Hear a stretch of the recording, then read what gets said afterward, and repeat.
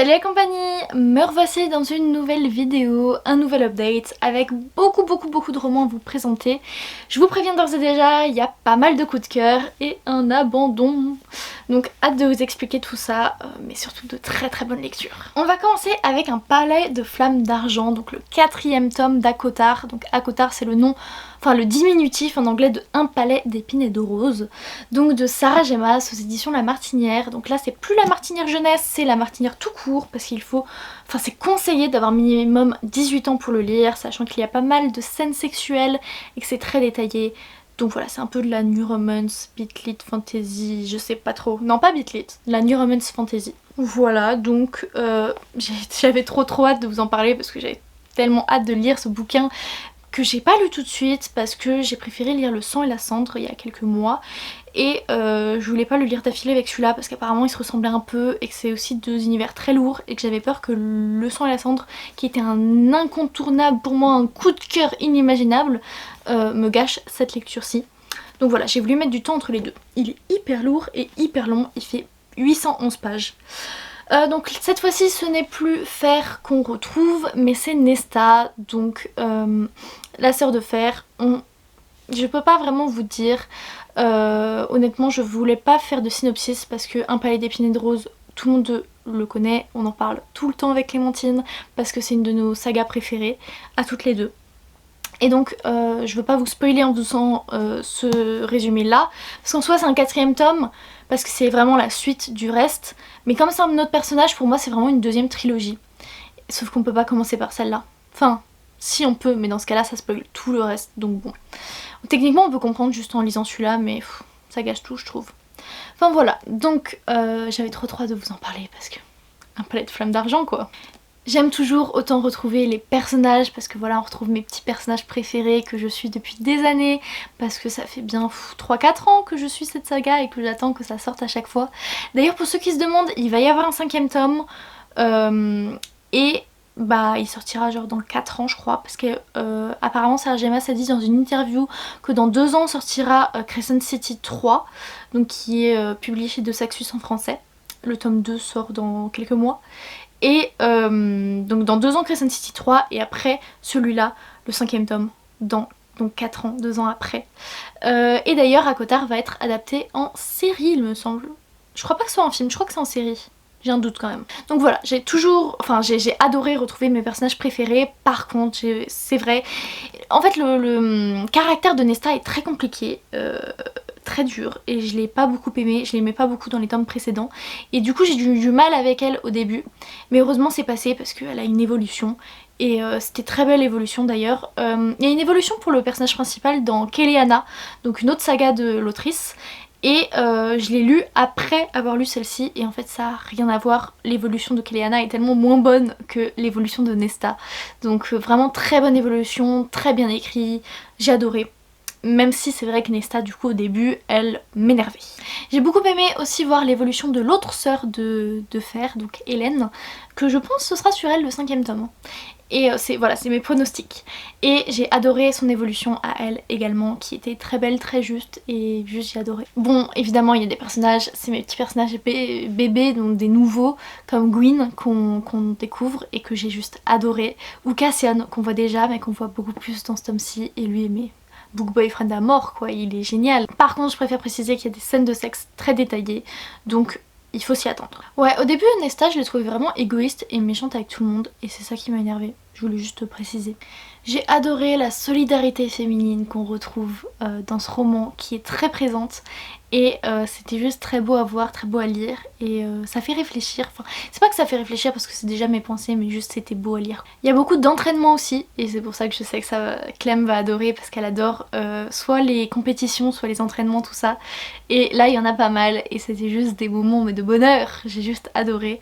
Très sympathique. Et puis la plume, comment ne pas parler de la plume de Sarah Gemas, enfin c'est juste pépitas, incroyable. De toute façon Acotar c'est vraiment une des meilleures sagas du monde entier, donc il faut la lire si vous aimez la fantasy, voilà. J'ai également lu La Chronique des Bridgerton, donc le dernier double tome sur des personnages vraiment, parce qu'il y a encore un tome en prêt, le tome 9, parce que là du coup c'est 7-8. Il y a le tome 9 qui est orange, et en fait c'est des années plus tard avec chacun des personnages de Bridgerton. Donc là, la chronique de Bridgerton tome 7 et 8 de Julia Quinn aux éditions J'ai lu. La famille Bridgerton, je vous en ai déjà parlé 25 000 fois, dans les années 1800, une famille, on suit chaque romance, chaque new romance parce qu'il y a du sexe donc historique de chaque personnage de la famille, donc ils sont 8 frères et sœurs et on les suit les uns après les autres. Donc il y a la série où les 2 premières saisons sont sorties, Daphné et Anthony. Je tiens à préciser que ça ne ressemble pas à la série, là c'est vraiment mais vraiment concentré sur le personnage et on voit pas trop les autres personnages qu'on peut voir dans la série. Donc voilà, ça se ressemble pas beaucoup. Honnêtement, je peux pas dire si je préfère les livres ou la série. En fait, j'aime pas trop ce qu'ils ont fait de la série en partant des livres, mais la série en tant que telle, si on pense pas aux livres, est très bonne, je trouve. Même si la saison 2 elle était un peu longue niveau romance. Ça va beaucoup plus vite dans les livres.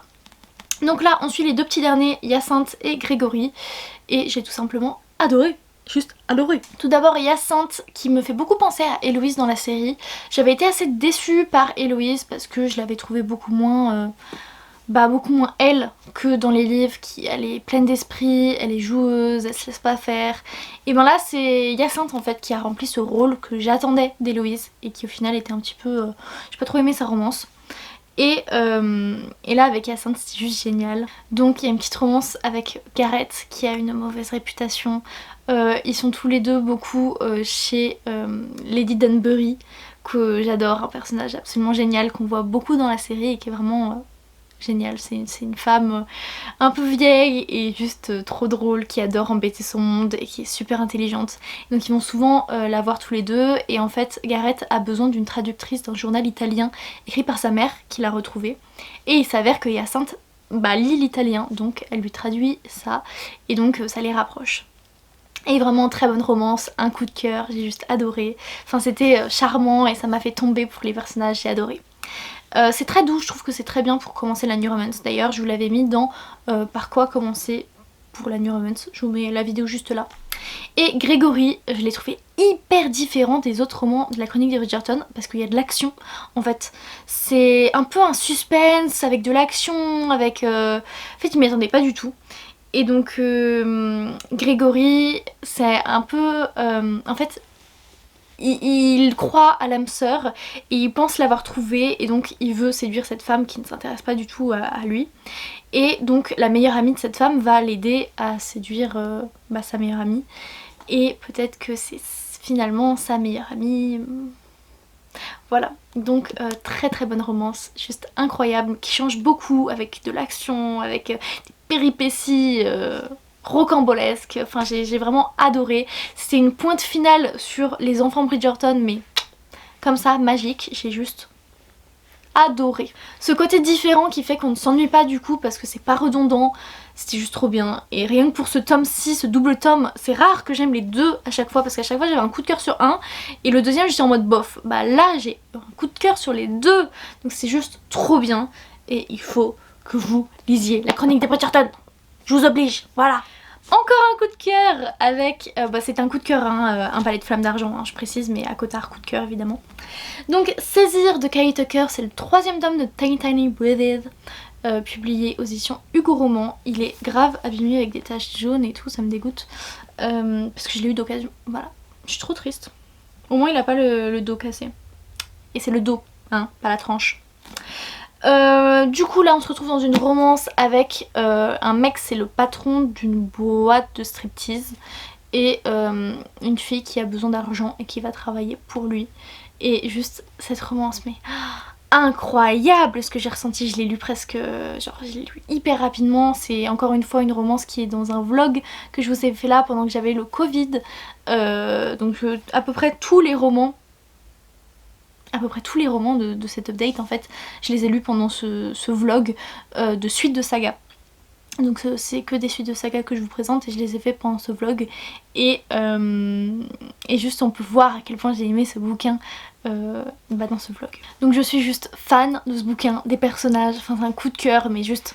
Ah, j'aime trop ce bouquin. Je pense que je me le relirai mais tellement avec plaisir. Juste le personnage masculin qui est tellement gentil, tellement généreux. En fait c'est pas du tout un truc dark, hein. C'est vraiment genre enfin, je sais que club de striptease, tout ça, ça peut paraître voilà, mais c'est vraiment un truc avec les valeurs et tout. Le mec qui est le gérant, donc il est hyper gentil, enfin, il veut vraiment aider les autres et les aider à sortir d'une vie parfois pauvre ou dans les drogues, etc. Enfin bref, juste génial. La fille, elle a une histoire complexe et torturée, et c'est super bien écrit, super bien développé, et j'ai juste adoré son histoire un peu, voilà, torturée. Ah, j'aime trop ce bouquin! C'est incroyablement sensuel et sexuel. Genre vraiment, genre c'est... je sais plus, je crois que tout est doux, mais en fait la tension sexuelle. Parce que du coup parfois il la voit danser et tout dans le club de striptease et il est en mode mais... Et non, parce qu'en fait il s'interdit d'avoir des relations avec ses employés. Et donc il y a la tension sexuelle et c'est juste dingue. Et j'ai trop aimé ça. Par contre, petit défaut, parfois le mec il est un peu trop décisif, on va dire, à la place de la fille, dans le sens où il décide à sa place. Et vraiment c'est quelque chose que je déteste. Je suis assez féministe, j'aime pas qu'on décide à ma place. Mon corps, mon choix, mes décisions, mon choix, enfin voilà. Donc non. Et parfois il prend un peu... Ça se voit pas vraiment, mais quand tu regardes vraiment le livre, parfois il prend les décisions à sa place et ça j'ai pas trop aimé. Et pourtant c'est vraiment un personnage hyper gentil, hyper doux. Par contre, il y a un événement vers la fin que j'ai trouvé un petit peu bâclé, un petit peu vu trop rapidement. Ça marche, c'est sûr, ça marche. Mais on a passé trop peu de temps là-dessus, je trouve que ça aurait dû être plus développé, plus abordé d'une autre manière. Voilà, donc c'est quand même un assez gros événement, un des gros problèmes on va dire de la fin. Et j'aurais aimé que ce soit un petit peu plus développé. Et pour finir, les personnages me manquent déjà. Je crois que... Non, je peux pas me le relire maintenant, mais je me le relirai celui-là, c'est certain. Et donc le premier tome de la trilogie, j'avais eu un gros coup de cœur. Lui, j'avais grave chialé, c'était hyper dur à lire. Enfin, hyper dur. Ça prenait au cœur. Le deuxième tome, un peu basique, comme une romance normale. Et le troisième tome, juste gros coup de cœur. Et trop bien. Parce qu'il faut bien des moins bonnes lectures, nous avons Rebecca Kinsett, donc Amber Wrath, de Cassandra O'Donnell aux éditions J'ai lu. C'est le dernier tome Rebecca Kin qui est sorti pour le moment, parce que c'est pas le dernier tome final. Donc Rebecca Kin, c'est une sorcière d'une espèce assez rare, et elle va dans une nouvelle ville avec sa fille mi-vampire, mi-sorcière, ce qui est aussi rare, et elle se retrouve prise dans une enquête qu'elle doit résoudre. Donc elle a un peu une figure d'autorité. Et voilà, donc on se retrouve un peu dans un policier beat lit avec des espèces surnaturelles, etc. Je vous ai quand même beaucoup parlé de Rebecca Kin, c'est le tome 7. Donc voilà. J'ai été très déçue par ce tome. En fait j'ai ressenti un essoufflement. J'ai trouvé que ça n'avait pas les mêmes saveurs que précédemment.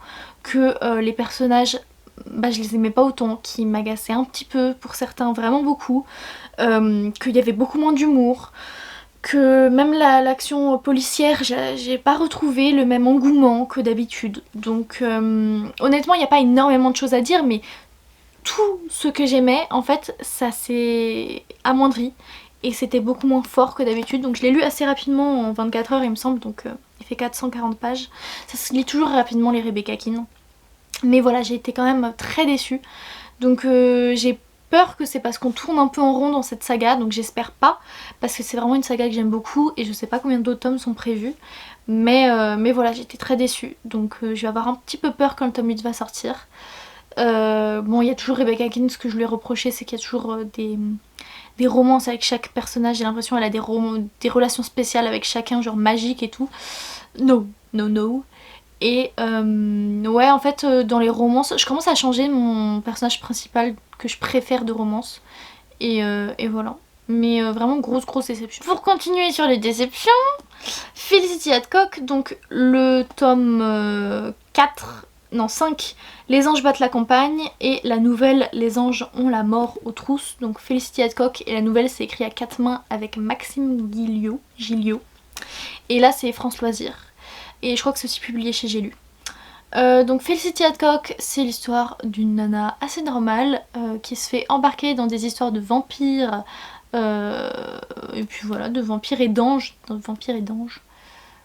fait non, il n'y a pas de vampires. Si, il y a des vampires. De vampires, d'anges déchus. Et voilà, en fait c'est toutes ces histoires et dans tout ce dans quoi elle se fait embarquer. Et j'étais assez mitigée à chaque fois parce que l'action, voilà, c'était assez sympathique, ça se lit très rapidement. C'est écrit vachement gros, je crois. Ça passe assez rapidement, mais c'est vrai que j'avais des petits côtés sexistes dans le sens où je trouvais que les relations c'était pas toujours très consenti, ou ce que disaient ou faisaient les personnages masculins, j'étais pas trop pour. Donc je vous le recommandais pas, mais je continue à lire parce que ça m'intriguait. Donc j'ai fini ce tome là, j'ai pas lu la nouvelle et j'ai décidé d'abandonner alors qu'il me reste qu'un seul tome. Mais j'ai lu du coup la fin du dernier tome pour voir comment ça se finissait. Une calamité, honnêtement, une calamité. Déjà j'ai pas du tout accroché à l'intrigue dans celui-là, j'ai eu beaucoup de mal à rentrer dedans, enfin j'avais pas envie de lire, j'ai pas du tout accroché. Ensuite il y a beaucoup trop d'expressions, genre d'expressions bizarres je veux dire, comme tu ne te mouches pas du coude. Enfin on retrouve des expressions un peu bizarres comme ça partout. Et parfois c'est drôle et parfois ça l'est pas, et là ça m'a pas fait rire. Comme dans Rebecca Keane, tous les hommes la veulent et c'est juste lassant.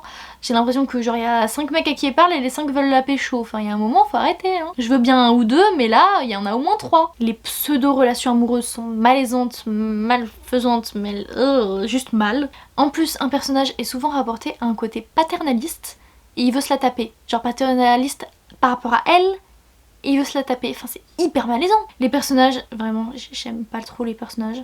Et exemple de scène qui est vraiment, parce que c'est au-delà du sexisme, il y a du viol etc. et c'est pas considéré comme tel et ça me...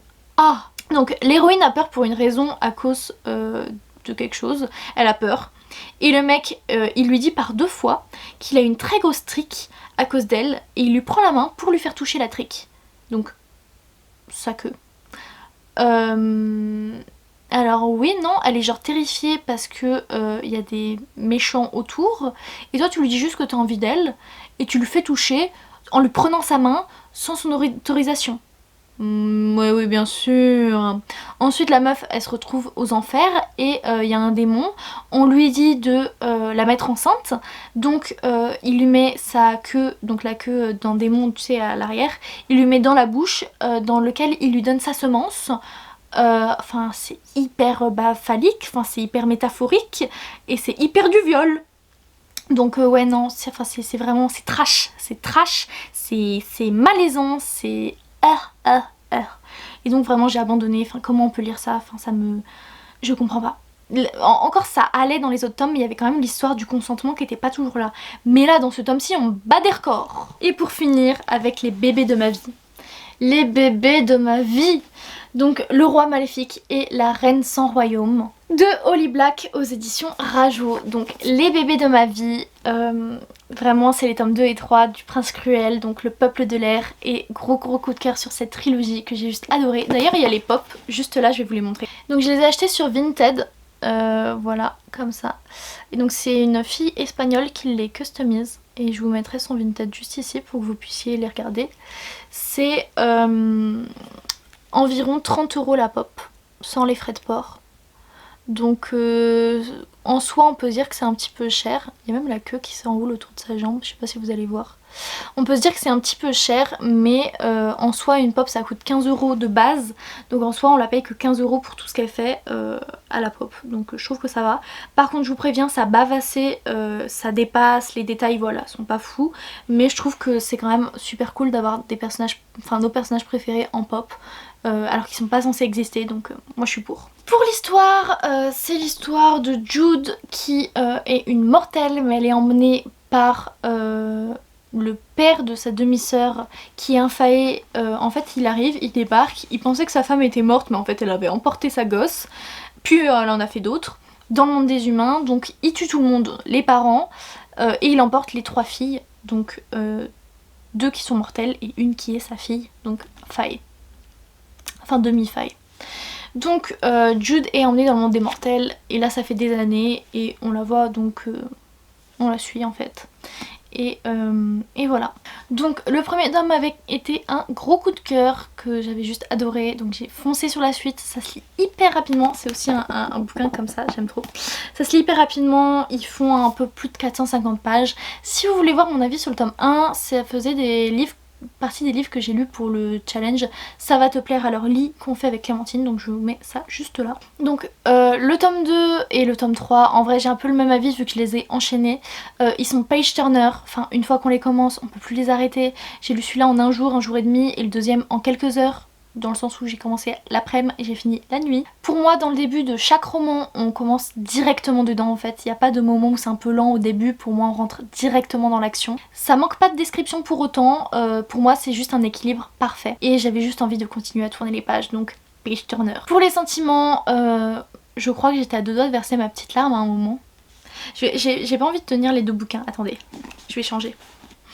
Voilà, donc j'avais envie de verser mes petites larmes à des moments, surtout à la fin du 3. Cette saga restera à jamais dans mon cœur, et notamment pour tout ce qu'elle m'a fait ressentir, enfin c'était juste incroyable. L'univers, j'aime tellement l'univers. Il est développé, mais sans trop l'être. Ça pourrait être plus fantasy, beaucoup plus profond niveau monde, et ça l'est pas trop, donc je suis assez contente là-dessus, mais on en voit quand même assez pas mal, c'est assez politique, faut pas voir ça comme une romance, je le répète et je le répéterai encore, c'est vraiment de la fantaisie avec beaucoup de politique et un chouïa, mais vraiment un chouïa de romance. Donc pour moi c'est une saga parfaite pour ceux qui n'aiment pas la fantaisie trop profonde, comme de la dark fantasy où ça peut être trop fantasy. La plume est d'une fluidité incroyable, c'est aussi pour ça que c'est page turner. Pour moi on s'ennuie jamais, elle est simple mais juste géniale. Les personnages, tout au fur et à mesure de cette trilogie, je suis restée attachée comme jamais aux personnages principaux que j'ai juste adoré. Dans le premier tome, je trouvais Cardan un petit peu mou et au final, je trouve qu'il s'affirme de plus en plus et ça j'ai bien aimé.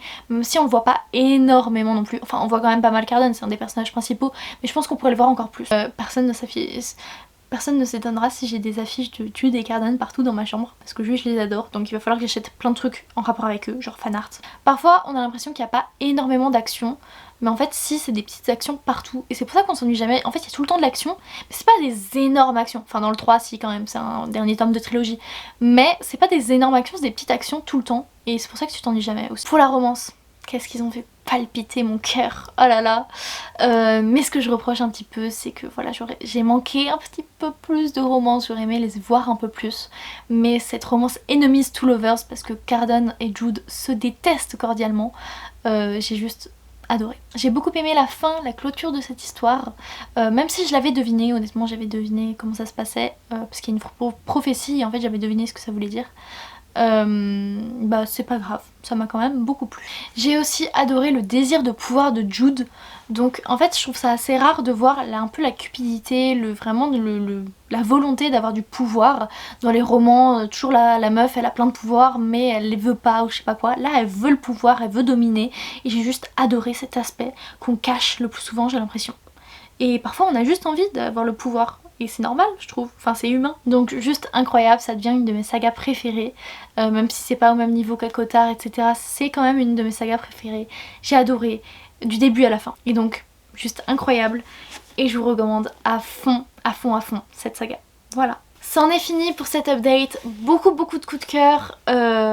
Et juste voilà, j'ai tout simplement adoré lire ces bouquins. Il y a quand même 2 déceptions dont un abandon et voilà, parfois il faut des bonnes lectures, des lectures incroyables et parfois des moins bonnes.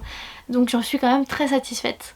J'espère que cette vidéo vous aura plu. N'hésitez pas à me dire si vous avez lu ces romans ou pas, si vous font envie. N'hésitez pas à mettre un petit pouce en l'air et un commentaire. Je vous souhaite de joyeuses lectures et je vous dis à bientôt.